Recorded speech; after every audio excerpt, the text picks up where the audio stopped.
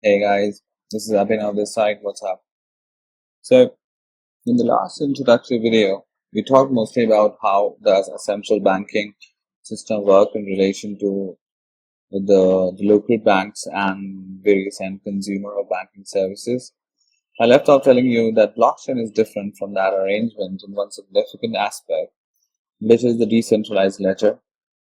In this video, I'll try and cover three things. Bitcoin, which is undeniably the first and most successful implementation of blockchain technology, is emerging as a currency, especially in the digital world and gradually also in mainstream media. Why is that so? What purpose does this Bitcoin solve in terms of being a currency?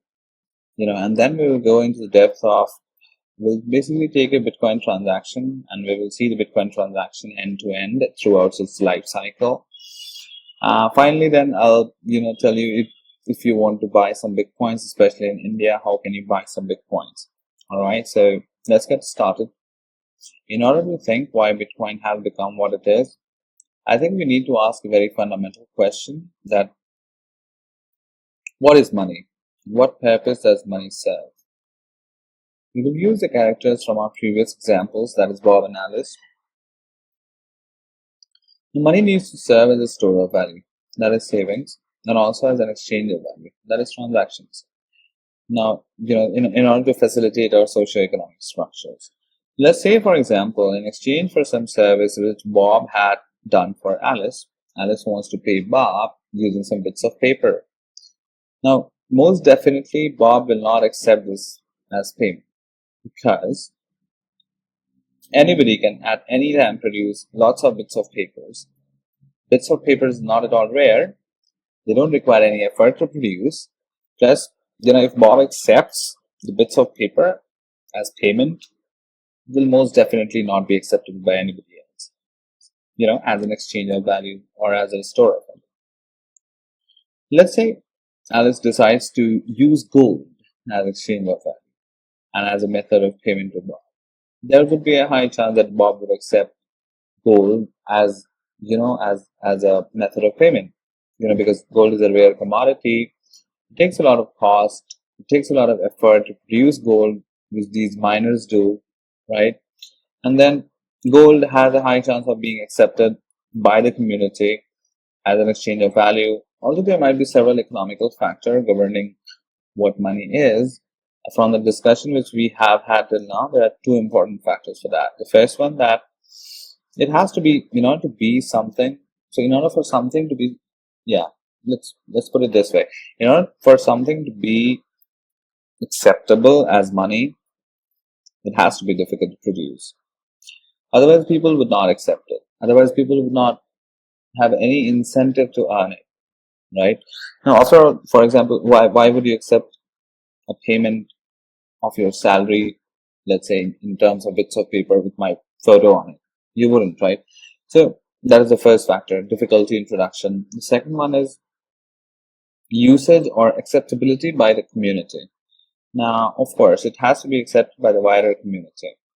And both gold and silver, they fare well on those accounts, those two accounts. Now let's talk just a little bit about the currency notes. How does a currency note fare on these factors? Well, currency notes are only supposed to be produced by the central bank. A central bank holds a very tight leash on the production of currency notes. So yes, production of currency notes are difficult, and government mandates that the currency must be accepted as an exchange and a store of value throughout the country. So there is a second factor.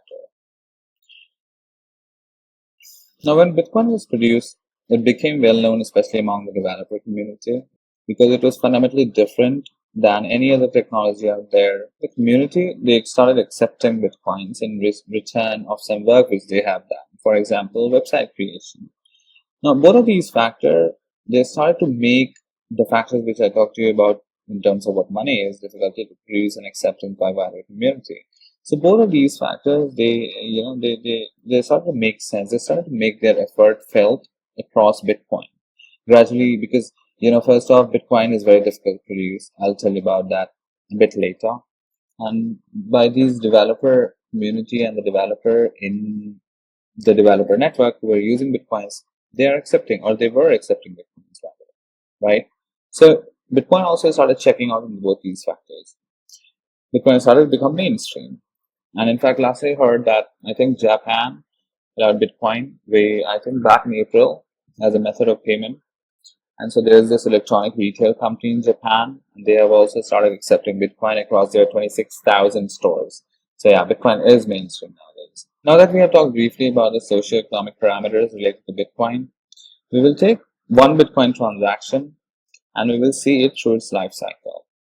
Now, doing that, we will try and touch upon various aspects of blockchain technology on which Bitcoin is based. So, our neighbor Alice has already got some Bitcoin, which she has, she bought from her friend in exchange for some US dollars. She has heard of Bitcoin and she wants to use it. She has some Bitcoin. She has some, about 0.1 BTC with her.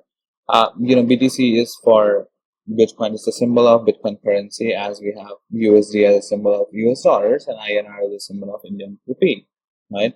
Now, Bob is selling the coffee, and obviously Bob is accepting Bitcoin as well. Bob is selling coffee at the rate of 0.015 BTC a cup. Now, Alice wants to buy a cup of coffee and pay, using Bitcoins. So her 0.1 BTC Bitcoin is stored with her, in her wallet. Actually, it is not stored in a wallet.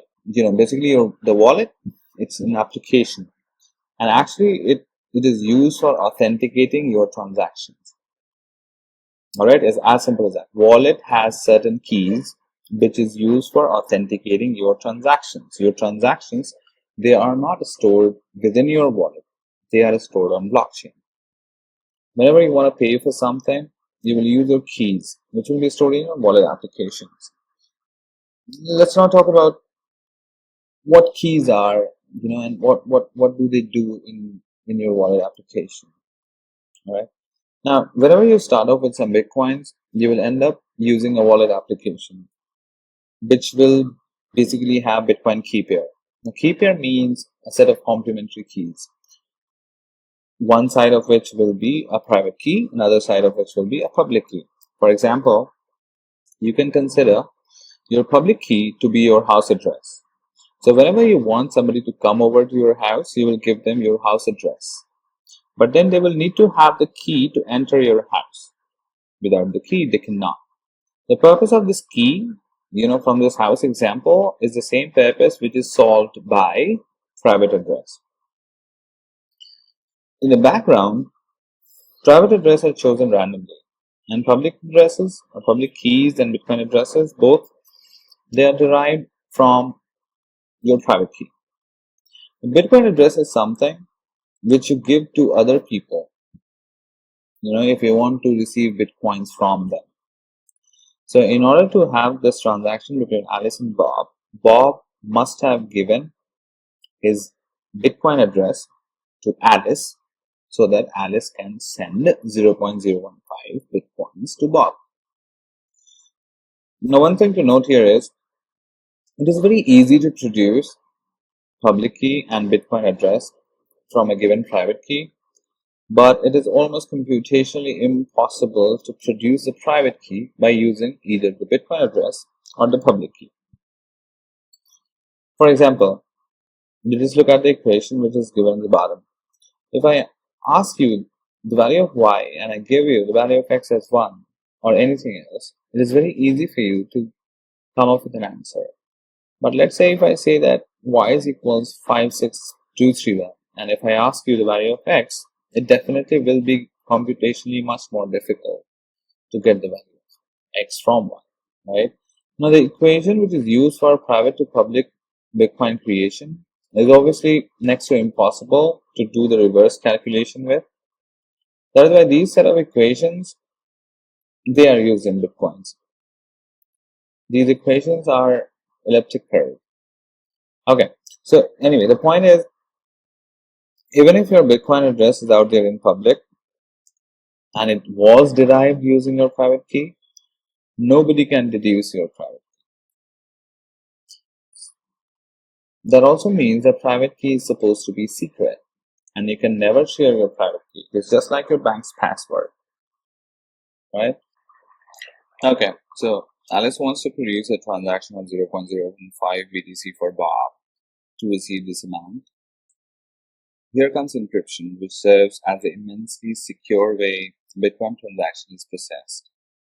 A very simple example of encryption may be that you have a text message and you use some password to encrypt it. Let me show you an example.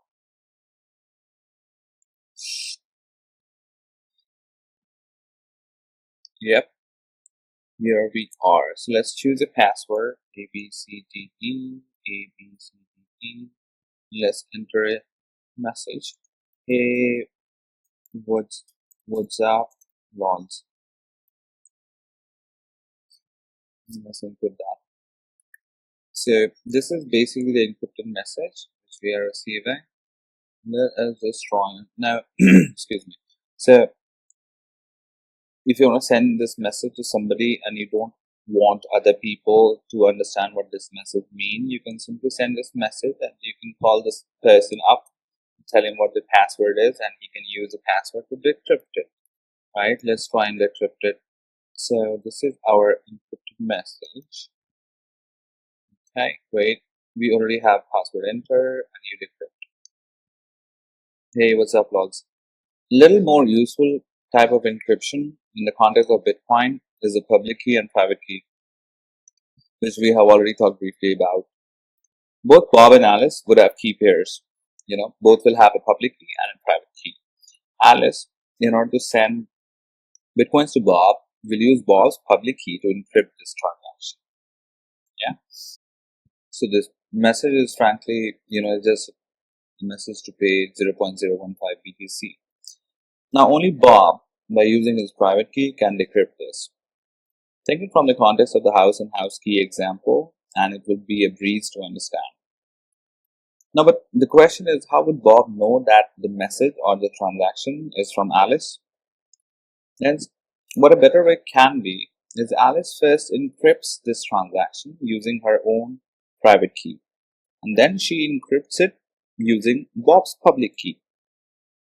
This way, when the message or the transaction reaches to Bob will first decrypt it using his own private key, and after that he'll get a cipher text. He can again decrypt that cipher text using Alice's public key, right? And this will be way secure because the first layer of encryption, it opens only after Bob has provided his private key. And opening the second layer will also tell Bob at the same time that this transaction or the message is from Alice, right? Now, in Bitcoin, actually, when the transaction, they are being sent, then there is an additional step that is taken. What Alice would do, or rather, when I say Alice is doing something, what I mean is Alice's wallet application is doing all of these things. So what Alice would do here, she would hash the message. So she would convert that message, whatever she had message as, into a hash. Let me show you a little bit of what hash is. Yeah, alright. So for example, let's right, great. This is our message, for example, pay to Bob 0.015 BTC. Right? Let us hash this text.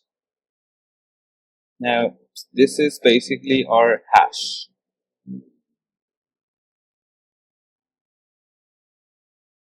Now, this is our hash right here. Let us copy it somewhere, right? Now, let's say I change something. Let's say I say pay to Bob 0.016 BTC. Now, when you hash it, the hash which is produced that will be completely different as compared to the other hash which was produced when it was only 0.015 BTC. Now, yeah, so this is exactly the same hash which will be produced. So, meaning is, what I want to say here is, if there is a certain message and we are doing the hashing for that particular message, then the hash which will be produced, which will, that will always be the same.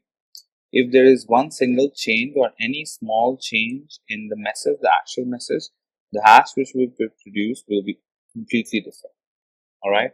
Now, so basically what Alice will do, she would convert that message into a hash. Then she would attach that hash with the message itself, so that when Bob is decrypting and looking at the ciphertext, now he can actually use the same algorithm which Alice used in the first place in order to convert this into a hash. And then he can actually check whether the message, it produces the same hash, right? That is where we are confirming that the message has not at all changed. There has been no change in the message from the time when Alice sent that message and Bob received it. So this is the kind of security which Bitcoin uses in general. When Alice is paying Bob 0.015 BTC, there is a single input to that transaction. That is the 0.1 BTC which Alice had. And then there are three outputs. The first one is 0.015 BTC to Bob, which is the cost of the coffee, right? The next is 0.0845 BTC to Alice. This is a change which Alice is getting back.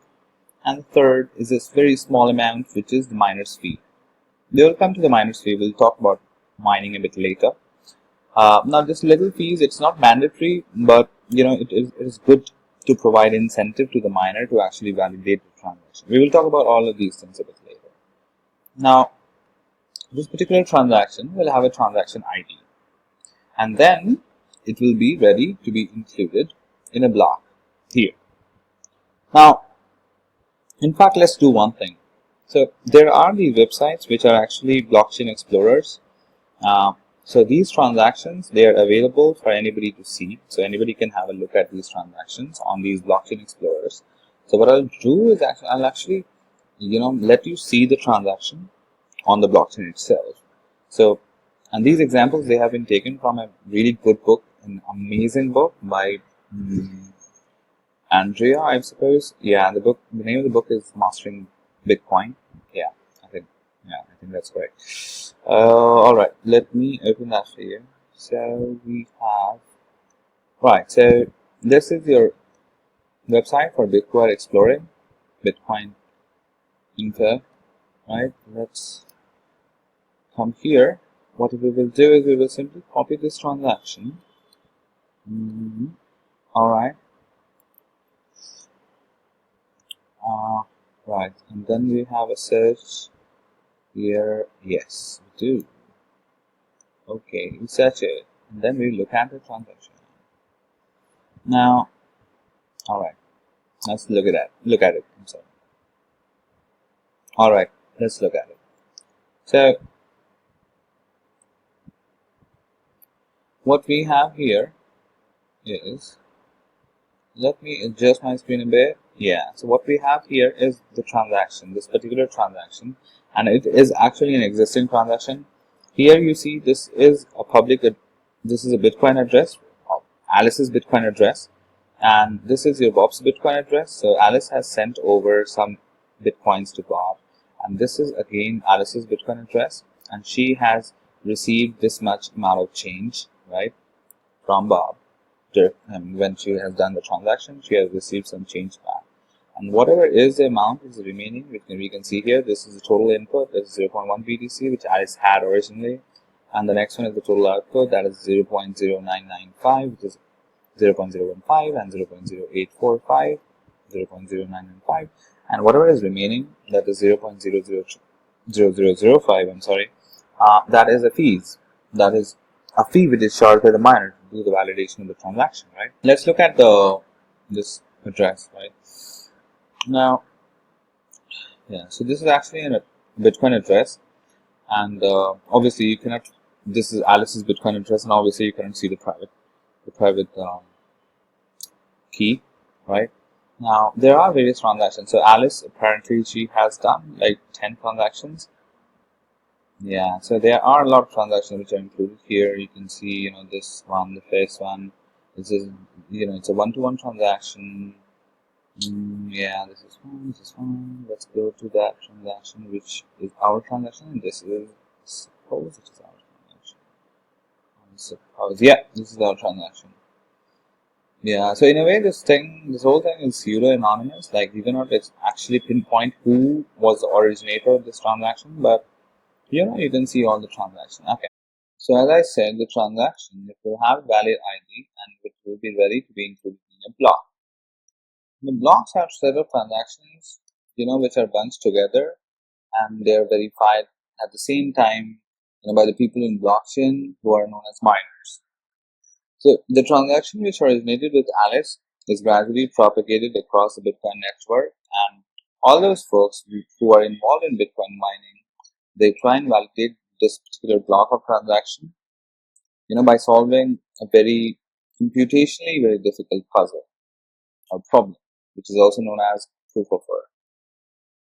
They use a specialized equipment nowadays to do that, just like this gentleman here, parallel processing stuff, different kind of hardware capabilities altogether, right? So for each of these blocks that gets mined, the miner who is able to mine this block, he gets 12.5 Bitcoin in return. Now, this is the only way by which this, a new Bitcoin is issued, actually, in this whole network. And, other than that, miners also get that incentive, which we talked earlier about, that was in the form of fees. So if, let's say, for example, I want a transaction to happen, I want to do a transaction and I want that transaction to be prioritized, then probably I will add some fees to the transaction so that it gets included in the block as soon as possible and it gets out and gets validated. Yeah. Now, as soon as this block is mined, it is included in the top of the existing blocks to form what is known as blockchain. Anything which is on blockchain is immutable because the amount of energy and the computer capability which is required to convert or revert any change in the blockchain, it is immense. And anyone who would want to subvert this system will gain more by becoming an honest node, or rather, becoming a miner than on, subverting the system. All right, so where do we buy these things? Now, Coinbase is a pretty standard exchange for buying bitcoins and some other currencies as well. Let me show you that. Yeah, so here is Coinbase. It's coinbase.com, simple, right? It's a pretty sweet page which they have, really structured, beautiful UI, etc., etc. So you go here, you go, you sign in, or you sign up. Of course, you need to first sign up. So, okay. So I'm just simply signing in because I already created an account here just now to show you. So, okay, let us get in. As soon as you go in, here is your dashboard. It shows you like what are the number of coins that you have. Here is your wallet. So you have Bitcoin wallet here. This is a different currency, cryptocurrency. It is called Ethereum, and this is some pretty sweet currency which I'll talk about later. This is Litecoin currency, etc., etc. Now let's go to the Bitcoin wallet. Obviously, I don't have anything else. I don't have anything here yet. In your wallet, you have now. Okay, so this is your your wallet address. That this is your Bitcoin address. Which I showed you for Alice and Bob. Right. So if you want to send Bitcoin, for example, you will take this address down, and then you will simply send Bitcoins. So that's how it works. So the problem with Coinbase is I don't think they have opened for. Yeah, they don't have it open yet for India. That's no problem. That is fine. All right. So in order to buy some Bitcoins here in India, one of the decent ones you can go for is Unocoin, unocoin.com. So their UI is something which I'm not very impressed with, but I think that it makes sense. I mean, you need to sign up with them, then you need to provide some KYC documents to them, and I think any exchange which is operating out of India, they take about 3 to 4 days to do the KYC. Which is kind of makes sense because they ultimately rely on third party outside for foreign remittances, I suppose. It takes a lot of time because of the regulatory, the rules. Anyway, that's beside the point. So yeah, you can come here at unocoin.com. You can buy it from Unocoin. So I think The CEO of Unicoin just got onto national television and he was talking about Unicoin on some cryptocurrency and how Bitcoin is growing and developing, etc., etc. So yeah, I think we can rely on that. I don't know why they have started with Bitcoin quotes like Michael Dell's quote and whatnot. I mean, it doesn't show what kind of company they are, Bill Gates, that kind of stuff. Anyway, so there's another thing, different exchange. It is called ZepPay.com. There are two people who I know in my network who have bought some bitcoins from ZepPay, and you can buy bitcoins, starting from 1,000 rupees, which is pretty low, and you will obviously buy some millibits. That's what they are known as, right? And then there's this third one, which I have found, that is Coin Secure. Now, I hate their UI, frankly speaking. They have not done anything with their UI actually, so I'm not really sure about this. Neither do I know somebody who has purchased Bitcoin from CoinSecure. But anyway, I suppose Unicoin and ZepPay will do the work for you. Yeah, so that's pretty much it. I suppose if you want to buy Bitcoins, I'm not very sure whether Coinbase will open for India. I suppose not, because there will be some kind of regulatory issues involved. Because Coinbase, I suppose, is not based. Obviously, it's not based in India. I'm assuming that it is based out of US. So, but yeah, that's pretty much it. So, I hope you like the video. Um, the next up, I will definitely request some feedback from you if there is certain aspect of blockchain or Bitcoin in particular which you want me to talk about. Then do let me know. Um, and yeah, that's all. Have a good day.